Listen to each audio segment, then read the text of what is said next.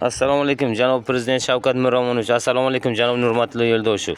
Men Navoiy viloyat Qiziltepa tuman prokuraturasidan, Navoiy viloyat prokuraturasidan umuman noroziman. Umuman organ rahbariyati ishlamaydi. Qonun yo'q, haqiqat yo'q.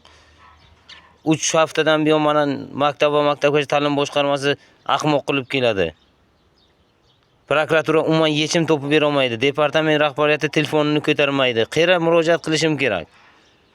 Bularga murojaat qilishdan charchab ketdim. Prokuratura xalq ta'lim bilan tonish bilish bo'ladi, prokuratura bilan departament tonish bilish bo'ladi. Hammasi bular bitta odam bo'lib ketgan. Qayerga murojaat qilay? Men bularni qaysi birini to'ydirishim kerak bir o'zim.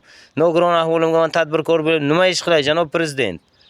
Umuman Navoiy viloyat prokurori umuman ishlamay qo'ydi. Qiziltepa tuman prokuraturasi umuman ishlamay qo'ydi. Bularga murojaat qilishdan charchadim men. Haqiqat yo'q, adolat yo'q Qiziltepaga. Qayerga murojaat qilay? Iltimos sizdan janob prezident. Janob Nurmatilla Yo'ldoshev, iltimos komissiya uzating. Qiziltepa tuman prokuraturasini o'rganib chiqsin. Navoiy viloyat prokuraturasini komissiya o'rgansin. Bular ishlash bularga umuman yoqmaydi. Haqiqatda o'zi yo'q Qiziltepaga.